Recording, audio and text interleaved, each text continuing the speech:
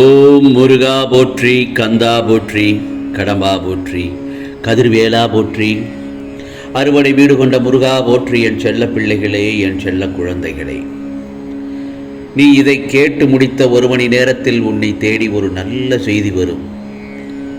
இந்த திருச்செந்தூர் முருகனை நம்பினால் கேள் என் செல்லவே, என்னுடைய வாக்கு என்றும் பொய்க்காது. என் செல்ல பிள்ளைகளுக்கு இனிய காலை வணக்கத்துடன் இந்த செய்திகளை நான் பகிர்ந்து கொள்ள இந்த முருகப்பெருமான் உன் வீடு தேடி வந்து உள்ளேன். என்னை மனதில் வைத்திருக்கும் போது உனக்கு ஏன் பயம்?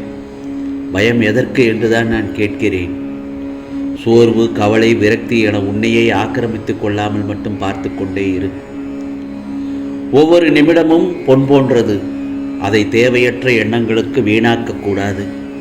எல்லோருக்கும் வாழ்க்கையில் சண்டை, சச்சரவுகள், பிரச்சனைகள், கஷ்டங்கள், கவலைகள், தடங்கல்கள், புலம்பல்கள் என எல்லாமே இருக்கத்தான் செய்யும். அதையெல்லாம் பொருட்படுத்தவே கூடாது. சில விஷயங்களை அப்படியே விட்டுவிடுவதுதான் உனக்கு நல்லது. நான் சொன்னால் கேட்பாய்தானே? ஏனென்றால் உன்னை சுற்றியுள்ள சிலர் உனக்கு பிரச்சனைகளை பற்றி அறிந்தும் அறியாதவர்கள் போல உன்னிடம் நடிக்கிறார்கள். என் செல்லப்பிள்ளையே, அதை முதலில் தெரிந்து கொள். நடிப்பவர்கள் யார்? உன்னுடன் சேர்ந்து உரிமையாக பழகுபவர்களா, அல்லது உன்னை பள்ளத்திற்கு தள்ளுவதற்கு தயாராக இருக்கிறார்களா என்பதை முதலில் தெரிந்து கொள். ஆனால் நீயோ அதை புரிந்து கொள்ளாமல் பிரச்சனைக்கான தீர்வை தேடி அழைந்து தெரிந்து கொண்டிருக்கிறாய். அனுதினமும் உன்னை ஏதாவது ஒரு ரூபத்தில் வழிநடத்த இந்த முருகப்பெருமான் முயற்சி செய்து கொண்டுதான் வருகிறேன். ஆனால் நீ அதையெல்லாம் தவற விட்டுவிட்டு பிறகு மீண்டும் என்னிடமே வந்து உன் துயரங்களை போக்க வழி கேட்கிறாய். முதலில் துயரங்களை நினைத்து கவலைப்படாமல் இருக்க பழகிக்கொள். அப்போதுதான் உன்னை சுற்றி என்ன நடக்கிறது என்றால் உன்னால் நிச்சயமாக உணர முடியும். இதை நீ உணர்ந்தால்தானே உன்னை சுற்றியுள்ள பிரச்சனையை சமாளிக்க முடியும். உன்னை சொல்லி குற்றமில்லை, இவையெல்லாம் காலத்தின் கட்டாயம்.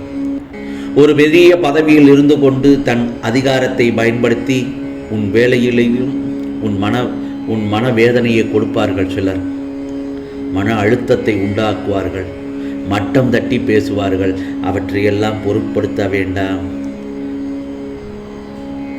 அந்த மாதிரியான பிரச்சனைகளை எல்லாம் இந்த முருகப்பெருமானிடம் மட்டும் சொல்லிவிடு. நான் பார்த்துக் கொள்கிறேன். காலத்தின் கட்டாயத்தில் ஒரு சில இக்கட்டான சூழ்நிலையை நீ அனுபவிக்க வேண்டிய சூழ்நிலை.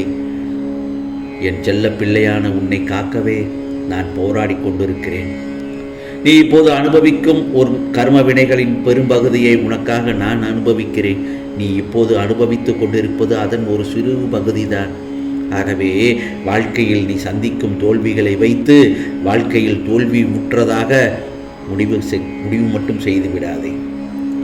இதோ என் செல்ல பிள்ளை, நீ அனைத்திலும் வெற்றி பெறும் நாள் வெகு தூரத்தில் இல்லை. விரக்தியை முதலில் தூக்கி எறி. அதுதான் உனக்கு முதல் எதிரி. எந்த நேரமும் உன்னை பாதுகாத்து கொண்டுதான் நான் இருக்கிறேன். கலங்காதே, இதுவும் கடந்து போகும். இந்த உலகத்தில் எதுவும் நிரந்தரம் இல்லை என்பதை முதலில் தெரிந்து கொள். நடப்பது எல்லாம் நன்மைக்கே, நல்லதாகத்தான் நடந்து கொண்டிருக்கிறது என்பதை நீ முதலில் உணர்ந்து கொள்ள வேண்டும். உன்னுடைய உழைப்பையும் அன்பையும் பிறர் தவறாக பயன்படுத்தும் போது அல்லது உன்னுடைய பலனை பிறர் அனுபவிக்கும் போதும் வருத்தப்படாதே. ஏனென்றால் அவர்கள் உன் கர்மாக்களையும் பாவங்களையும் அனுபவித்து உன் கர்ம வினைகளை விரைந்து முடிப்பதற்குத்தான் அப்படி செய்கிறார்கள். அதே சமயத்தில் உனக்கு வருத்தம் அதிகமாகத்தான் இருக்கும் அந்த நேரத்தில். ஆனாலும் உன் கர்ம வினைகள் குறைந்து உள்ளது, குறையப் போகிறது என்பது நிம்மதியாக இருந்து கொள். எந்த ஒரு எப்படிப்பட்ட சூழ்நிலையிலும் இழந்து போனதையும் தொலைத்து விட்டதையும் நினைத்து கவலைப்படக்கூடாது.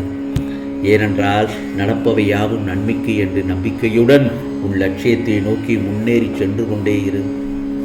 எல்லாம் நன்மைக்கென்று சொல்கிறீர்களே, ஆனால் என்னுடைய வழிகளையும் வேதனைகளும் எல்லாம் அப்படியே இருக்கிறதே. எந்த நன்மையும் நடக்கவில்லை என்று சொல்கிறீர்களே. அப்படித்தானே? கொஞ்ச நாள் பொறு என் செல்ல பிள்ளையே. உன்னுடைய வேண்டுதல்கள் எல்லாம் நிச்சயம் பலிக்கும் நேரம் வந்துவிட்டது. நீ அனுபவிக்கும் துயரங்களை பெரிதாக நினைத்தே போராடுகிறாய். அது உன்னை பல தடங்கல்களுக்கு இருக்கவாகத்தான் நான் போராடி கொண்டிருக்கிறேன். நான் அடிக்கடி உன்னிடம் கூறுவது என்னவென்றால், முடிந்தவரை எல்லோருக்கும் நல்லது செய். முடிந்தவரை எல்லோருக்கும் நல்லதை செய். எதற்காகவும் பயப்பட வேண்டாம். முதலில் அதை புரிந்து கொள். நான் சொல்வதை மட்டும் செய். உன்னோடும் உன் குடும்பத்தோடும் இந்த முருகப்பெருமான் நான் உன்னோடு தான் இருக்கிறேன். இன்பமும் துன்பமும் நிலையில்லாதது. இன்று இருப்பது நாளை மாறிவிடும். எனவே மனம் கலங்காமல் இரு. உனது நலனை விரும்புகிற நான் உனக்கு நன்மையை மட்டும்தான் செய்வேன் என்பதில் உறுதியான நம்பிக்கையோடு இருக்க வேண்டும். கவலைப்படாதே, உன் முருகப்பெருமான் நான் இருக்கிறேன். நீ பக்தி செய்தால் என்னிடத்தில் வருவாய். தொண்டு செய்தால் உன்னிடத்தில் நிச்சயம் நான் வருவேன். ஆகவே உன் பண கஷ்டத்தையும் மன கஷ்டத்தையும் இதோ தீர்த்து வைக்கப் போகிறேன்.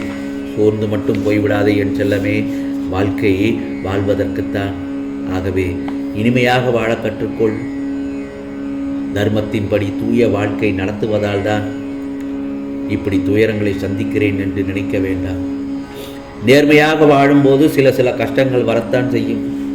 ஏனென்றால் அதற்காக வழிநெறி தவறி நடக்க வேண்டாம். நல்லா தெரிஞ்சுக்கோ, வழிநெறி தவறி வாழ்க்கையை நடத்தினால் அது உனக்கு பெரும் அழிவைத்தான் நீயே தேடிக்கொண்டு கொள்வதற்கு சமமாகிவிடும். வெற்றிக்கான செய்தியை கேள். வெற்றிக்கான செய்தியை மட்டும் உன் காதில் எப்பொழுதும் நேர்மறையான வார்த்தைகளாக இருக்க வேண்டும். என்றும் எதிர்மறை செய்திகளை உன் செவியில் கேட்க வேண்டாம். யார் அப்படி உன் பக்கத்தில் வந்து எதிர்மறையாக பேசிவிட்டாலோ நீ அவர்களிடமிருந்து நகர்ந்து விடு. அல்லது அதை காதில் போட்டு கொள்ளாமல், ஐயா நான் சாமி நான் வருகிறேன், எனக்கு கொஞ்சம் வேலை இருக்கிறது என்று அவரிடம் சொல்லிவிட்டு நகன்று விடு. அதுவே நீ செய்யும் நல்லதொரு செயலாகும். கெட்டவர்களிடமிருந்து நாம் நகன்று சென்று விட்டால் அதுவே நமக்கு பாதி பிரச்சனைகள் இல்லாமல் நாம் நல்லதொரு வாழ்க்கையை தேடி செல்கிறோம் என்றுதானே அர்த்தம். நீ வெற்றி பாதையை நோக்கி சென்று கொண்டிருக்கிறாய் என்றுதான் அர்த்தம். தொடர்ந்து சென்று கொண்டே இரு. துணிந்து போராடு. வெற்றி நிச்சயம். வெற்றி என்னும் தீபத்தை நான் உன் வாழ்வில் ஏற்ற தொடங்கிவிட்டேன். அதை நீ அணையாமல் பார்த்துக்கொள். உன்னுடைய முயற்சியை தொடங்கி செய்து கொண்டே இரு. தங்குதடை இல்லாமல் செய்து கொண்டே இரு. அது விடாமுயற்சியாக இருக்க வேண்டும். முதலில் வெற்றி என்றால் என்ன என்பதை தெரிந்து கொள்ள வேண்டும். அளவுக்கு அதிகமான பணத்தை தேடி செல்வதா, இல்லை புகழை தேடி செல்வதா, அல்லது உடல் நலத்தை பாதுகாக்கும் வழியை நாடி செல்வதா? இல்லை, இவை எதுவுமே வெற்றி இல்லை. முழுமையான வெற்றி எதுவென்றால் நாம் வாழும் வாழ்க்கையில் நிறைவாக வாழ்வது மற்றும் அடுத்தவர்களுக்கு வழிகாட்டியாக இருப்பது, பிற உயிர்களை மதித்து அவற்றுக்கு துன்பம் தராமல் இருப்பதே சிறந்த வெற்றியாகும்.